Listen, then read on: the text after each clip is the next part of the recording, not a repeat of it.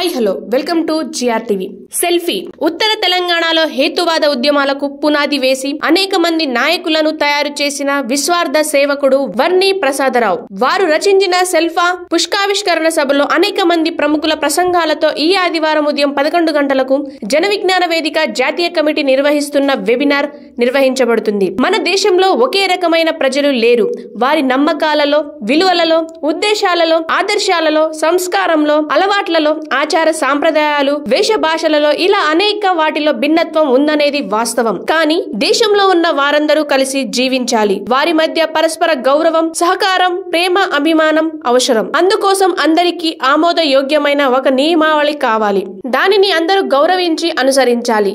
అప్పుడే మన ప్రజలందరూ ఒకే దేశానికి సంబంధించిన వారవుతారు. ఆ విధంగా అందరూ అంగీకరించి ఆమోదించుకున్న నియమావళినే రాజ్యాంగం అంటున్నాము. ఇందులో మూల సూత్రాలైన ప్రజలు, ప్రాథమిక హక్కులు, లౌకిక ప్రతిపత్తి లాంటి వాటిని మార్చవద్దని నియమం పెట్టుకున్నాము. కానీ నేడు మన రాజ్యాంగ మౌలిక ఆశయాలు, విలువలు ప్రమాదంలో పడుతున్నాయని ప్రజలు ఆందోళన చెందుతున్నారు. మతం, కులం, ప్రాంతం, భాషల పేరుతో అశాస్త్రీయ భావాలు, ఆధిపత్య ధోరణులు పెచ్చరిల్లుతున్నాయి. ప్రజల మధ్య విద్వేషాలు రెచ్చగొట్టబడుతున్నాయి. తమ ఆహారపు అలవాట్లు, నమ్మకాలు, విలువలు, ఆచార సాంప్రదాయాలు, మతం అన్ని అవమానించబడుతున్నాయని ఆవేదన చెందుతున్నారు. భయం రాజ్యమేలుతుంది. అమానవీయ అణిచివేత అమలవుతుంది. ఈ పరిస్థితి మారాలి. ప్రజల మధ్య సమత, మమత, మానవత విలువలు పెరగాలి. పరస్పర గౌరవం, నమ్మకం, భద్రతతో అందరూ కలిసి వెలిసి దేశ అభివృద్ధికి, శాంతి సామరస్యాలకు కృషి చేయాలి. అందరిలో రాజ్యాంగ విలువల పరిరక్షణ కోసం చర్చ జరగాలి. ఐక్యత ఏర్పడాలి. ద్వేషం, భయం లేని సమాజం కావాలి. ఇందుకోసం వల్లూరి ప్రసాదరావు గారు జీవితంలో